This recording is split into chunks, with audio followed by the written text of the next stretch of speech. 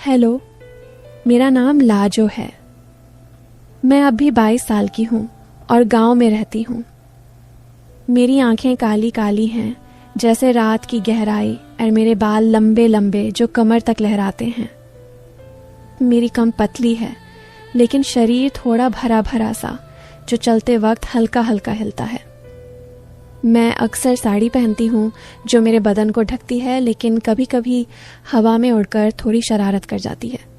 लोग कहते हैं कि मैं देखने में सुंदर हूँ और मेरी मुस्कान में एक अलग ही मिठास है जो दिल को छू जाती है। खैर, आज मैं तुम्हें अपनी एक कहानी सुनाने वाली हूँ जो मेरे और मेरे चचेरे भाई राघव की है।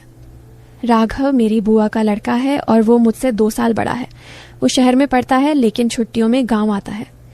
हमारी कहानी थोड़ी अलग है, कभी हंसी मजाक वाली, कभी गहरी बातों वाली। चलो शुरू से बताती हूँ। ये बात पिछले साल की है जब गर्मियों की छुट्टियां थीं। मैं घर में अकेली थी क्योंकि माँ पापा खेत पर गए थे। मैं रसोई में काम कर रही थी, आटा गूंद रही थी। गर्मी इतनी थी कि पसीना आ रहा था और मेरी चुन्नी थोड़ी सरक गई थी।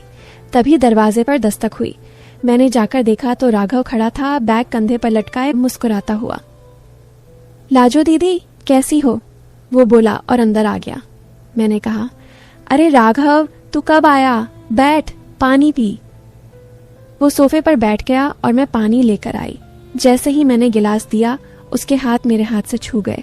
वो थोड़ा रुककर बोला, दीदी, तुम्हारी उंगलियां कितनी नरम हैं, जैसे मखमल। मैं हंस दी, लेकिन दिल में एक अजीब सी हलचल हुई। मैंने सोचा, ये क्या बोल रहा है? लेकिन मैंने मजाक में कहा, हाँ, आटा गूंदने से ऐसी हो जाती हैं, तू भी ट्राई करना। वो हंसा और बोला, क्यों नहीं, दिखाओ कैसे गूंदती हो। मैं रसोई में ले गई और हम दोनों आटा गूंदने लगे। उसके हाथ मेरे हाथों के पास थे, कभी छूते कभी नहीं। वो बोला, दीदी, ये आटा इतना चिपकता क्यों है, जैसे कोई चिपकना चाहता हो।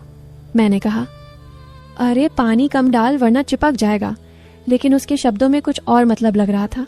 हम हंसते हंसते काम करते रहे और वो बार बार मेरी तरफ देखता। मैंने सोचा, कहीं ये कुछ सोच तो नहीं रहा, लेकिन नहीं, वो तो बस मजाक कर रहा था। शाम तक हमने खाना बनाया और फिर छत पर बैठकर बातें करने लगे।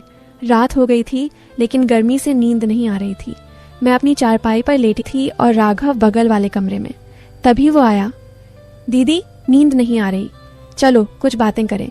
मैंने कहा, ठीक है, लेकिन धीरे बोलना, घर वाले सो रहे हैं।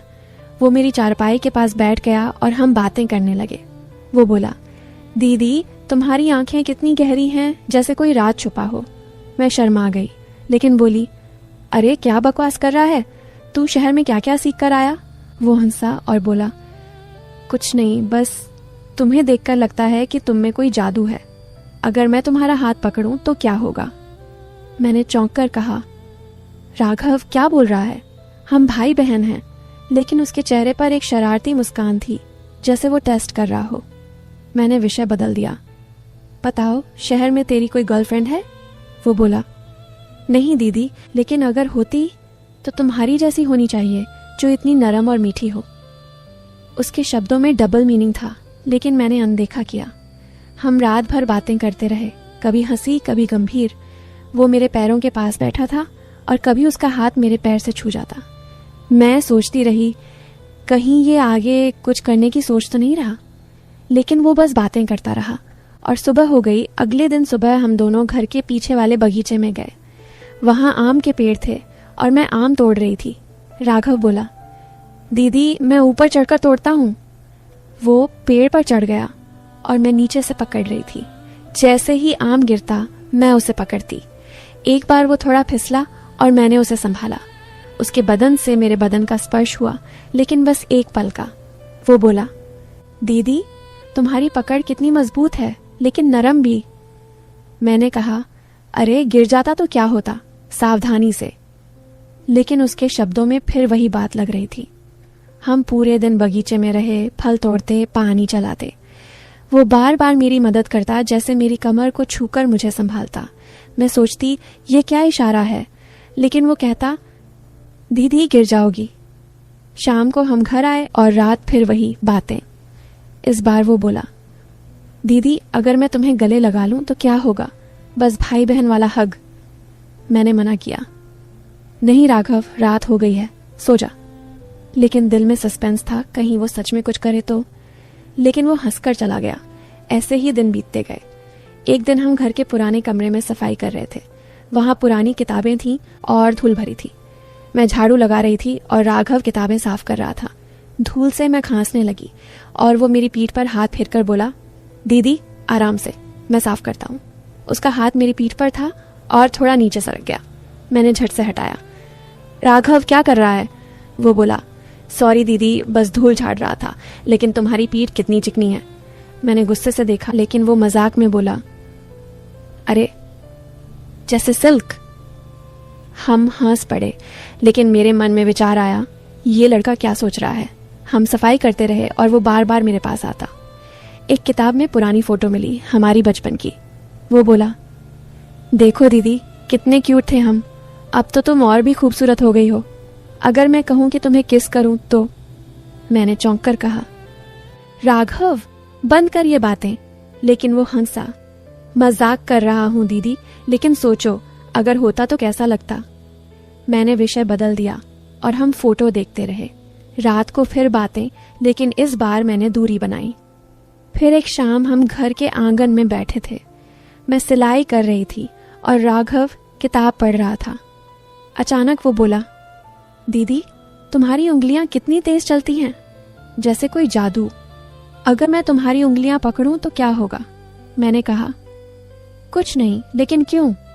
वो बोला, बस महसूस करना चाहता हूं। मैंने हाथ बढ़ाया और वो मेरी उंगलियां छूने लगा। उसका स्पर्श गर्म था और मैंने सोचा कहीं ये आगे बढ़े तो, लेकिन वो बस छूकर बोला, वाह कितनी मुलायम। हम बातें करते रहे, गांव की, परिवार की। वो बोला, दीदी तुम्हारी शादी होनी चाहिए, लेकिन जो लड़का आएगा वो खुशकिस्मत होगा। तुम्हारा बदन जैसे। मैंने टोका, बस कर राघव। लेकिन उसके शब्दों में कुछ था। रात को मैं सोचती रही, ये सब क्या है। सस्पेंस बढ़ता जा रहा था। ऐसे ही हफ्ते बीत गए। एक दिन हम घर के छत पर सूरज ढलते देख रहे थे। वो मेरे कंधे पर हाथ रखकर बोला, दीदी तुम्हारी खुशबू कितनी अच्छी है, जैसे फूल। अगर मैं तुम्हारे करीब आऊं तो? मैंने कहा, राघव दूर रह, लेकिन बताओ पढ़ाई कैसी चल रही? वो बोला, अच्छी, लेकिन तुम्हारे बिना अधूरी लगती है। तुम्हारी गोद में सर रखकर सोना चाहता हूँ। मैं हंस दी, पागल है तू। लेकिन दिल में डर था, कहीं सच में करे तो। लेकिन वो बस बातें करता रहा। हम रोज ऐसे ही मिलते, बातें करते, लेकिन कभी कुछ नहीं हुआ। वो डबल मीनिंग वाली बातें करता, मैं हंसती या टोकती। फिर एक दिन कुछ अलग हुआ। हम घर के स्टोर रूम में पुराना सामान देख रहे थे। वहां अंधेरा था और मैंने टॉर्च चलाई। राघव बोला, दीदी यहाँ अंधेरा है, लेकिन तुम्हारी आंखें चमकती हैं। अगर मैं तुम्हें पकड़ लूं तो क्या होगा? मैंने कहा, कुछ नहीं, लेकिन सावधान रहे। करीब आया और उसका हाथ मेरी कमर पर रखा। मैं चौंकी। राघव, वो बोला, सॉरी बस संभाल रहा था, लेकिन तुम्हारी कमर कितनी पतली है। मैंने धक्का दिया, लेकिन वो हंसा। हम सामान निकालते रहे और वो बार बार छूने की कोशिश करता लगता, लेकिन मैंने दूरी रखी। रात को मैंने सोचा ये कहाँ तक जाएगा, लेकिन अगले दिन वो बदल गया। वो बोला, दीदी सॉरी अगर मैंने कुछ गलत कहा। मैं बस तुम्हें पसंद करता हूँ, लेकिन भाई की तरह। धीरे धीरे हमारी बातें गहरी होने लगी। वो अपनी पढ़ाई की बातें बताता, मैं अपनी सपनों की। एक दिन हम नदी किनारे गए, लेकिन बस बैठकर बातें की। वो बोला, दीदी तुम मेरी जिंदगी में रोशनी हो। मैंने कहा, तू भी मेरे लिए। लेकिन अब वो बातें कम हो गई थी। हम एक दूसरे की मदद करने लगे। वो मुझे पढ़ाता, मैं उसे गांव की बातें सिखाती। फिर ट्विस्ट आया। एक दिन राघव बोला, दीदी मैं तुम्हें कुछ बताना चाहता हूँ। मैं शहर में एक लड़की से प्यार करता हूँ, लेकिन डरता हूँ बताने से। मैं चौंकी। क्या? तो ये सब क्या था? वो बोला, सब मजाक था दीदी, ताकि तुम मुझे सलाह दो। मैं तुम्हें बहन मानता हूँ, लेकिन थोड़ा शरारती हूँ। मैं हंस पड़ी। पागल, चल बताओ उस लड़की के बारे में। हमने प्लान बनाया और वो उससे बात करने लगा। अंत में हमारी कहानी एक गहरी दोस्ती की हो गई। राघव की शादी उसी लड़की से हुई और मैं खुश थी।